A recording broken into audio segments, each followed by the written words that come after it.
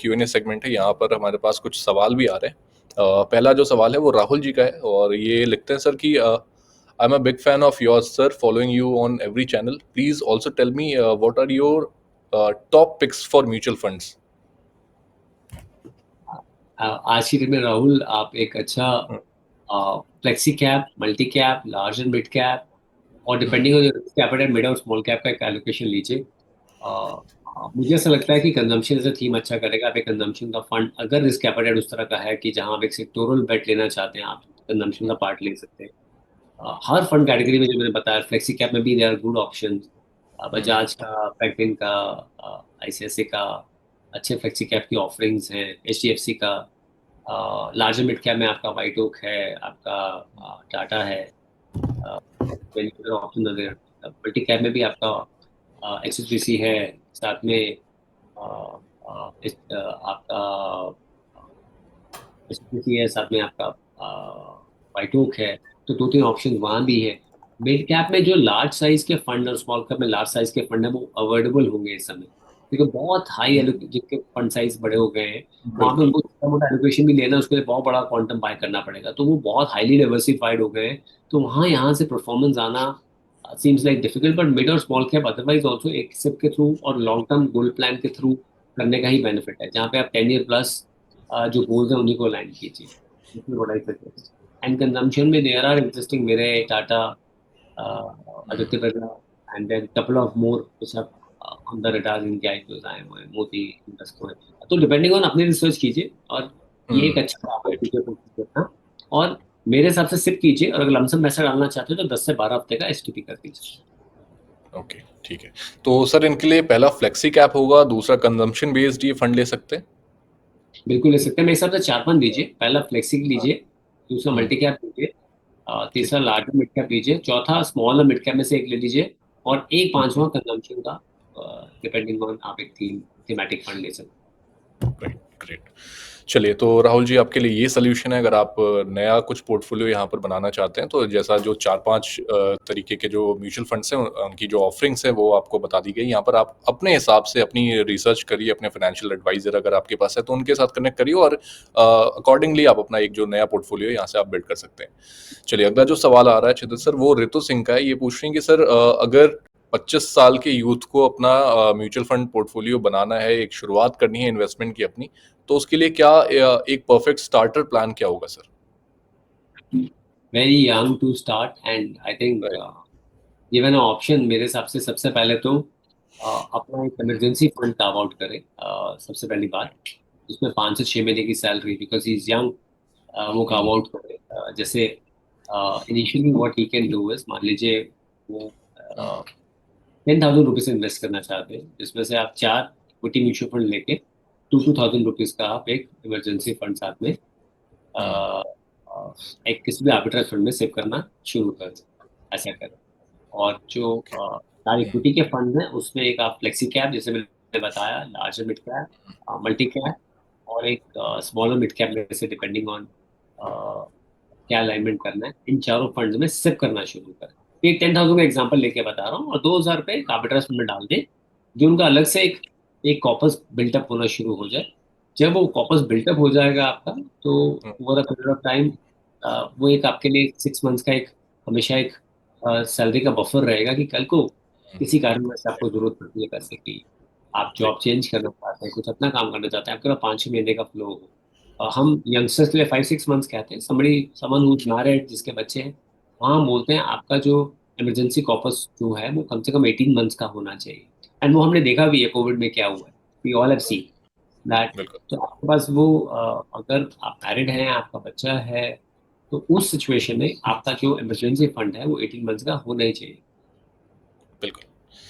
चलिए, तो ऋतु जी आपके लिए सबसे जो पहली जो सलाह है वो ये है कि अगर आप 25 साल की हैं तो आपको यहाँ पर सबसे ज़रूरी जो फाइनेंशियल एडवाइस है वो ये होगी कि आपको अपना एक इमरजेंसी फंड आपको बनाना चाहिए। वो 6 महीने का फंड हो सकता है कि आपको हर महीने जो ज़रूरत है, जो आपकी रिक्वायरमेंट्स है, उसका पैसा आपको अगले 6 महीनों का जो पैसा है वो अपने पास रखना जो है सबसे ज़रूरी है। सबसे पहले आपको अपना एक इमरजेंसी फंड बनाना होगा। उसके बाद जिस तरीके से क्षेत्र सर ने आपको बताया, जो म्यूचुअल फंड्स में आपके एलोकेशंस हैं वो आप उसके अकॉर्डिंगली आप कर सकते हैं और अपना एक नया फ्रेश जो पोर्टफोलियो है आप यहाँ से बना सकते हैं। चलिए अगला जो सवाल है सर वो हिमांशु का आ रहा है और ये पूछ रहे हैं कि सर यूजुअल सवाल है सर इनका, सर मार्केट के गिरावट के समय पर रिडीम करना चाहिए या फिर अपनी एसआईपी को कंटिन्यू रखें सर? एक्चुअली में अंकित, द ब्यूटी ऑफ सिक्योरिटीज, जब मार्केट आपकी गिर रही है आपको यूनिट ज्यादा मिल रहे हैं। सिंपल एग्जांपल है, 10 रुपीज के यूनिट आप 100 रुपीज लगा रहे हैं, आपको 10 यूनिट, वो 12 रुपए का यूनिट हो गया, आप 100 रुपीज लगा रहे हैं, आपको लगभग 8 यूनिट्स मिल रहे हैं। वही वो 8 रुपए हो गया तो आपको 12 यूनिट्स मिल रहे हैं। तो सिप का मेन बेनिफिट तभी है जब मार्केट गिर रही है और जो सिचुएशन में पिछले 1 साल से मार्केट है। अदरवाइज सिप का जो चलती मार्केट में तो आपको यार मैं लमसम ही पैसा लगा लेता। मैनी पीपल देखिए एग्जाम्पल भी 2020 में मैंने पैसा लगाया होता फॉल में और लमसम डाल दूंगा, सिप नहीं करी होती तो मेरा तो रिटर्न पता नहीं कितना बन गया, 3 टाइम्स होता, सिप में तो वो डबल ही हुआ। बिल्कुल।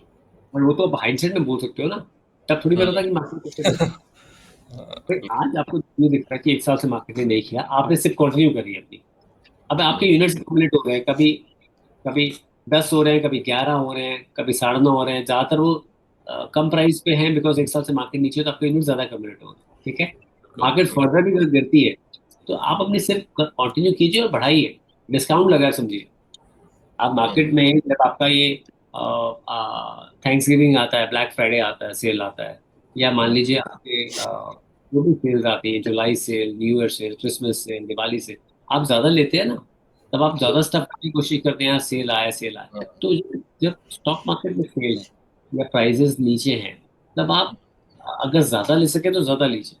और म्यूचुअल फंड इसलिए भी सही है आपके लिए बिकॉज आपको पता है एक थर्ड पार्टी बंदा है जो मैनेज कर रहा है, रिसर्च टीम है, प्रॉपर फंड हाउस है। आई थिंक वो सही है। इनफैक्ट आपको अपनी सिर्फ स्टेप अप करनी चाहिए इस दौरान। बट मैं अगेन बोलूंगा दैट अभी इक्विटी में क्या है ना, आपको एक्चुअल में मजा 10 साल के बाद आता है। तब बॉन्डिंग जो है 10 साल के बाद दिखती है भाई। 15% से ग्रो करेगा तो 5 साल में डबल, 10 साल में 4 गुना, 15 साल में 8 गुना, तो 10 साल के बाद आपको दिखता है कि हाँ रियल वेल्थ क्रिएट होनी शुरू हुई है। आपने 2 साल पहले लगाना शुरू किया, आपने मार्केट हमेशा 1 साल सुहानी देखी है, पॉजिटिव देखी है, ऊपर बढ़ते देखिए, और सडनली आप seen you have seen that अभी मार्केट नीचे जा रही है, रिटर्न बना ही नहीं 2 साल में। तो मार्केट्स आर लाइक दैट। 11 से 14 हमने देखा था मार्केट्स में hardly any return, hardly any return.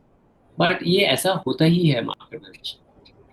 तो आई थिंक फिर आप या तो स्टेप अप करें, अगर स्टेप अप नहीं करना चाहते हैं आप बंद बिल्कुल मत करें।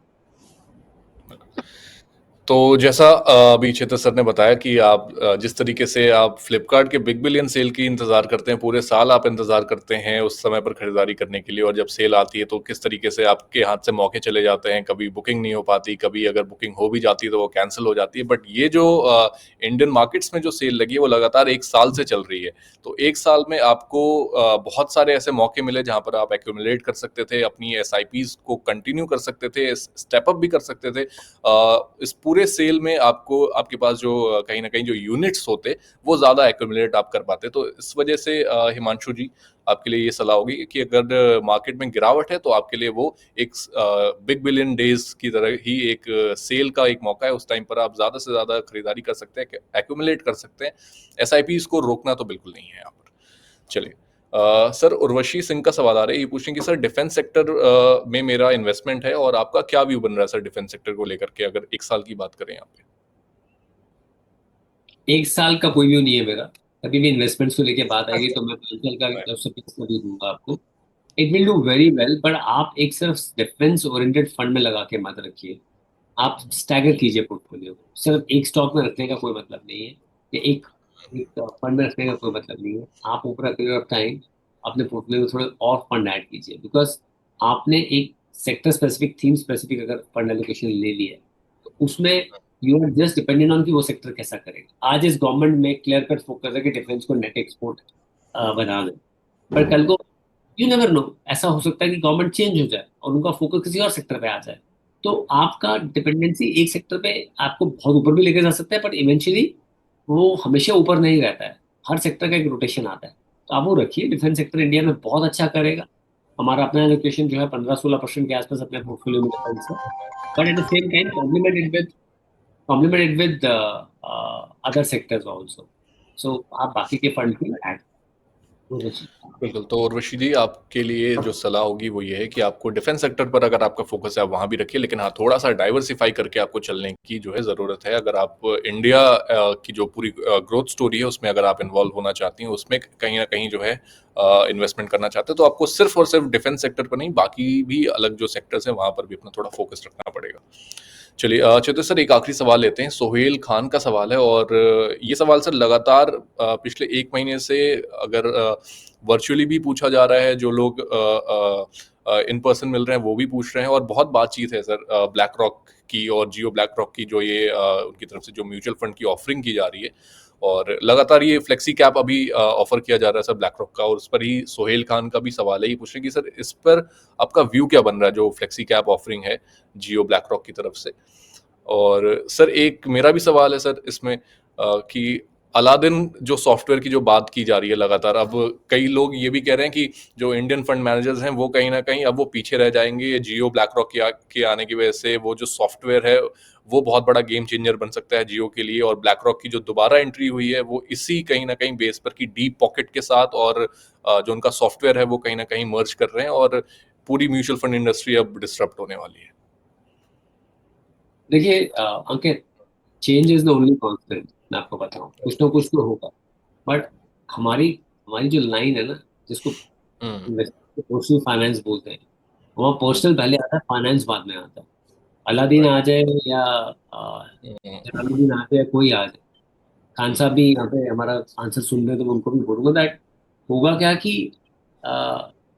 इंडस्ट्री में जब तक आप अपना डाइवर्सिफाई करके नहीं रखेंगे पोर्टफोलियो, और आप एक पर्सनल फाइनेंस मैनेजर के साथ काम नहीं करेंगे, देन होता क्या है, जो पिछले 1 साल में हुआ है वो फर्दर आगे भी इशू ला सकता है।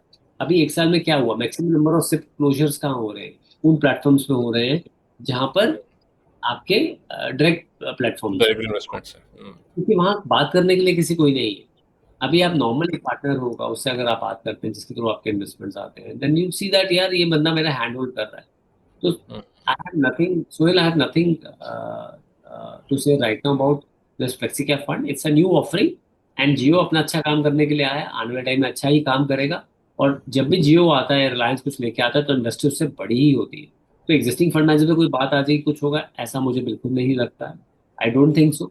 हर किसी का इन्वेस्टमेंट स्टाइल है। आप भी अगर आज जियो फ्लेक्सी कैप में इन्वेस्ट करना चाहेंगे सोहेल, तो आप पूरा पैसा तो नहीं लगाएंगे, आप वन ऑफ द फंड्स उसे पिक करेंगे।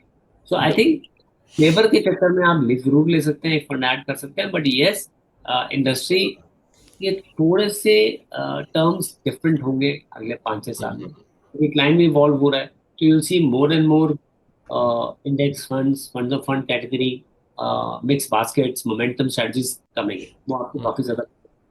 और जैसे हमने एफआईएफ देखा है, नई कैटेगरी आ गई है, रेगुलेटर खुद भी प्रैक्टिस उस चीजों को पुश कर रहा है। तो आई think right, Jio will do well. उनके पीछे बहुत स्ट्रॉन्ग टीम है, ब्लैक रॉक बहुत बहुत वर्ल्ड लार्जेस्ट, $12 ट्रिलियन मैनेज करते हैं, largest asset hmm, management. So there's no second doubt about it. But I'm saying other people will keep on doing their job. They will also be doing well. And right. overall industry बढ़ेगी।